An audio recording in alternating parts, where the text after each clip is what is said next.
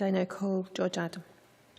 Thank you, Presiding Officer. I thank Linda Fabiani for bringing this debate, and I recognise the great work of Marie Curie and their volunteers, who we can see here in numbers tonight. I want to speak on this in a couple of reasons. One is a very personal one. Another one, if you indulge me, Presiding Officer, is a very Paisley-centric reason, because when it comes to fundraising, nobody does it better. You see what I did there? That was quite good.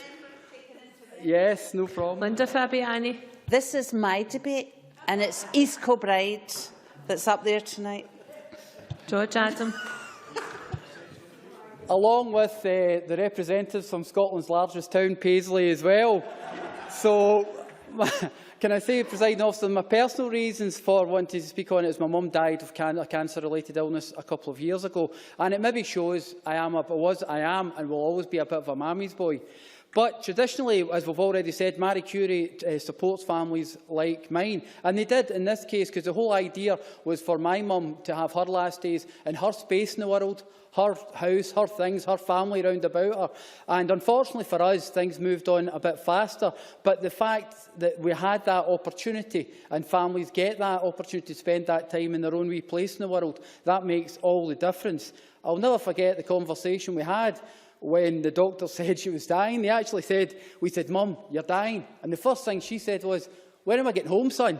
That's all she wanted to do, was to go back to her place. But the support offered by charities like Marie Curie is obviously extremely important to families throughout Scotland. And one of the other things I want to talk about here as well was, I mentioned about the fundraising. It's about the people involved in the fundraising. Daffodil Days or Week, or the fundraising efforts, is just one of the many things that happen throughout the country all the time. And only a couple of weeks ago, I actually did a fire walk, Presiding Officer. I walked over fire. I've not quite got as far as water yet, but fire's okay.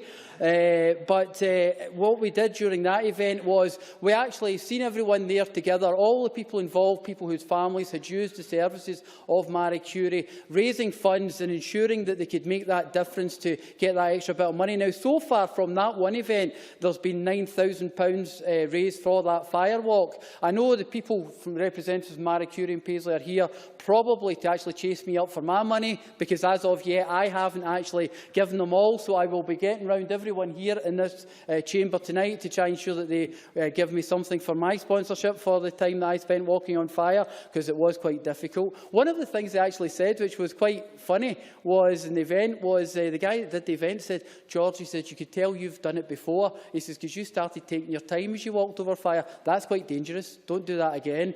So, but it just shows you all the fun events that are done throughout the country and the money it's raised. You know, I say that this Marie Curie, politics, everything is about people. It's about people raising funds for their charities, it's about people using the Marie Curie services, and people becoming aware of the many issues that are involved. It's people like Lynn Wilson, Julie Maguire and Jane Evanson Paisley, who are a part of that group, who have only been going since August 2012 and have already raised £47,000 for this charity. Now, that shows you the level of commitment that people who have, yes, some of them had to have members of the family who have had to use the services, but that shows you the commitment and what people want to do to give back at this time of need as well. And I think one of the important things that Marie Curie bring up in their briefing paper was that we have to discuss as a nation how we deal with palliative care and how we actually talk about death.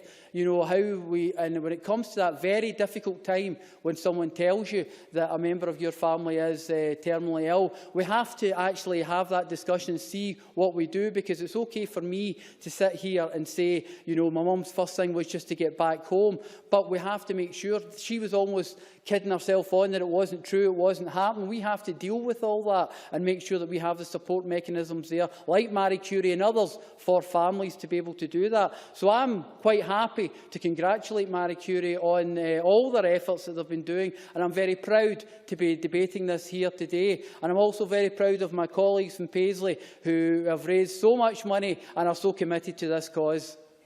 Many thanks.